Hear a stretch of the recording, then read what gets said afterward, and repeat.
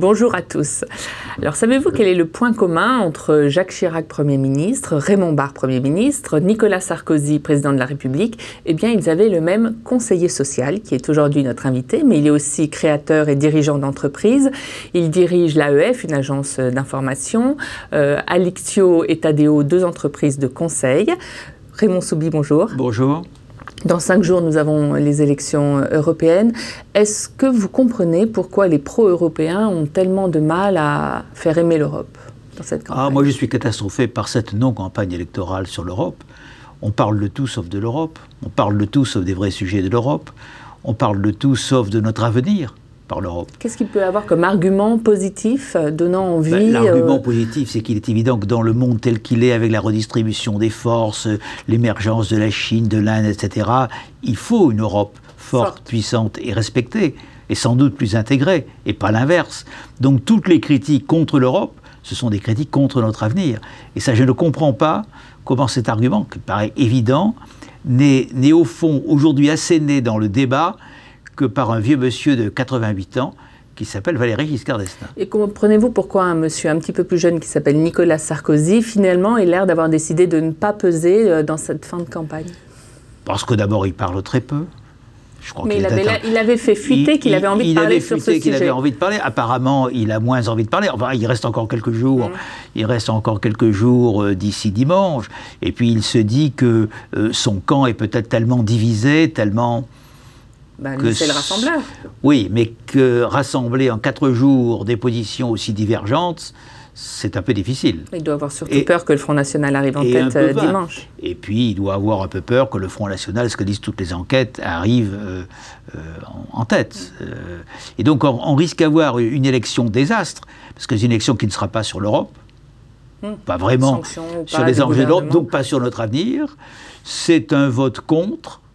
C'est un vote dans lequel le premier risque d'être le Front National, le second, une UMP qui se cherche et se divise, et le troisième, un parti socialiste qui est quand même au pouvoir en France. Donc c'est quand même une situation étrange, paradoxale et pas très saine.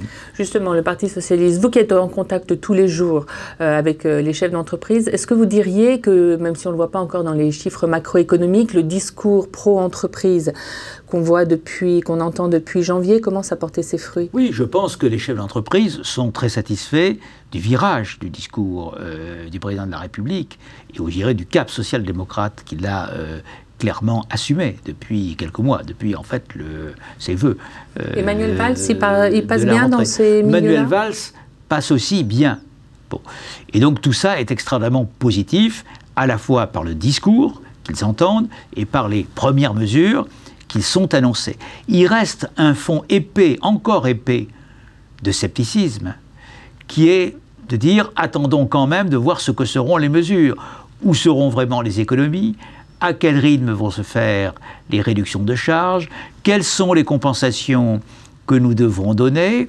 Et n'y aura-t-il pas, en fin de compte, un changement de cap? Parce que ce que craignent le plus les chefs d'entreprise français ou étrangers par rapport à la France, c'est l'instabilité de notre pays, l'insécurité des règles juridiques, fiscales, sociales. Les entreprises ont besoin de stabilité, plus encore que de baisse de charges. Donc, en clair, les chefs d'entreprise sont très favorables à la politique affichée par le président de la République et son premier, mais ils attendent encore de voir. Et les investisseurs étrangers, vous avez l'impression qu'ils écoutent surtout le nouveau discours pro-entreprise ou qu'ils regardent par exemple le décret Montebourg protégeant les grands groupes français? Je crois qu'ils ont du mal à comprendre un peu la France. Alors, eux aussi sont favorables au nouveau cap économique donné par le président de la République. Ça, c'est tout à fait incontestable.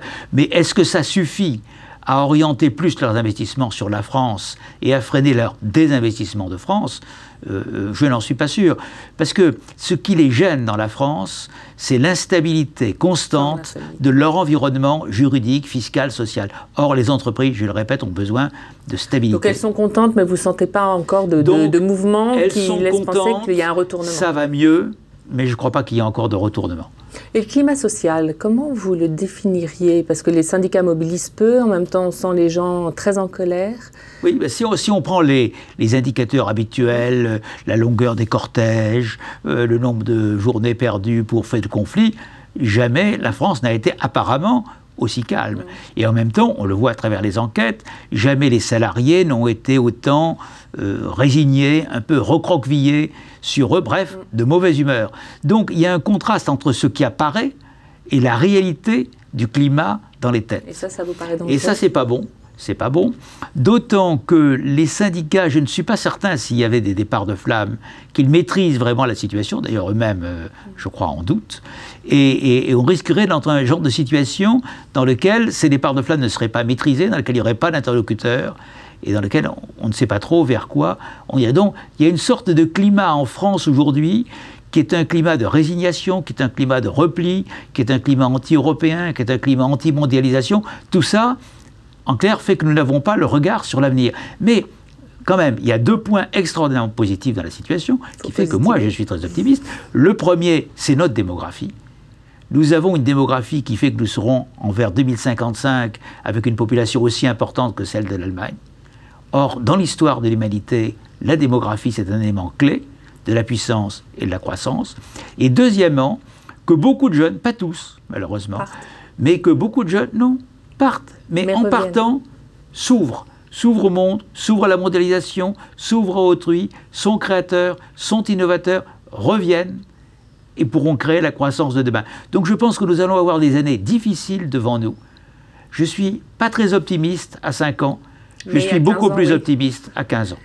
Et les leaders syndicaux, parmi ceux qu'on voit aujourd'hui sur la scène, lequel vous paraît le plus intéressant, novateur, à chercher des réponses nouvelles? Oh, écoutez, ils sont tous différents, donc on ne peut pas vraiment les comparer. Ils ne sont pas tout à fait sur les mêmes... Il y a une personnalité qui émerge. Même registre. D'abord, c'est une nouvelle génération. Oui, que vous n'avez pas connue directement quand vous étiez conseiller social. Je l'ai connu, je les connaissais. C'était des numéros 2 ou 3. Je les connaissais, mais ils n'étaient pas alors aux affaires. Les situations sont très différentes. Laurent Berger, qui est à la tête de la CFDT, a une CFDT, au fond, assez droite dans ses bottes, dirait Alain Juppé, qui privilégie le dialogue, la concertation, le pragmatisme. Trop. Tout en essayant, notamment ces temps-ci, de garder la mesure. Elle a peut-être été trop loin. Voilà, donc de rééquilibrer un peu, surtout avant son congrès qui a lieu au mois de juin. La CGT est dans une position plus difficile, mais ça tient au fait d'abord que la succession a été difficile, puisque Bernard Thibault n'a pas tellement réussi cette succession, et puis surtout au fait que l'ADN de la CGT, très longtemps, ça a été les communistes. Non pas le Parti communiste qu'ils avaient quitté, mais les communistes, qui avaient des positions dirigeantes dans l'organisation syndicale, et donc qui avaient été formés aux écoles des cadres du parti. Or là, maintenant, il y a une nouvelle génération. Et cette nouvelle génération, elle est beaucoup moins sensible. Donc la CGT a un vrai problème de recherche, d'identité et d'orientation. Merci beaucoup, Monsieur Soubi.